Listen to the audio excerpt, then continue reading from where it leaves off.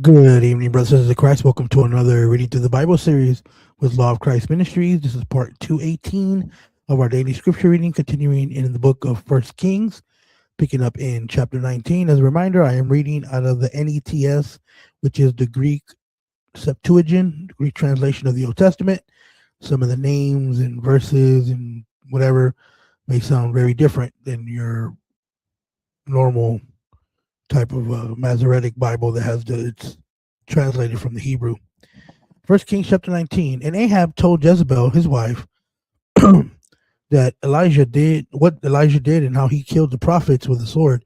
And Jezebel sent to Elijah and said, if you are Elijah and I am Jezebel, this is what God may do to me, and this is what he may add, because I will make your life like the life of the one of them by this hour tomorrow. And Elijah was afraid and got up and went away for his life and came to Beersheba, which belongs to Judah.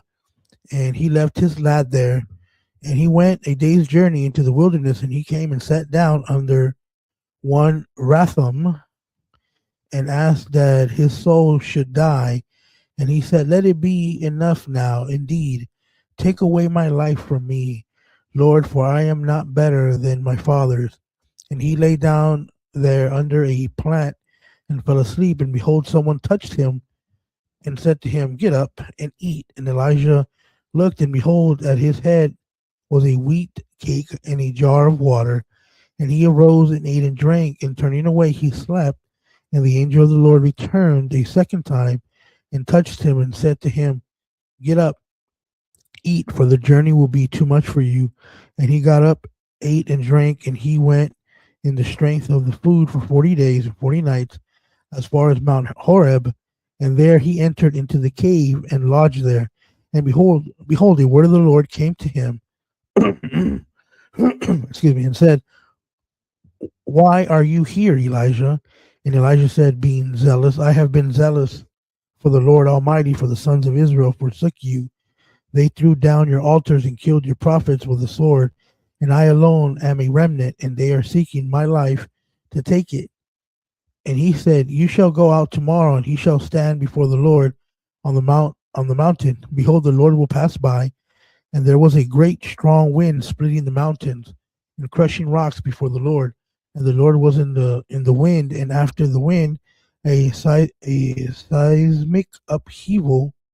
The Lord was not in the seismic upheaval, and after the seismic upheaval, a fire. The Lord was not in the fire, and after the fire, the sound of a light breeze, and the Lord was not there. And it happened when Elijah heard it, that he wrapped his face in the hairy mantle and went out and stood by the cave. And behold, there came a voice to him and said, why are you here, Elijah? And Elijah said, being zealous, I have been zealous for the Lord Almighty, for the sons of Israel forsook your covenant. They tore down your altars and killed your prophets with a sword. I alone am a remnant, and they are seeking my life to take it. And the Lord said to him, go, return on your way, and you will come to the way of the wilderness of Damascus.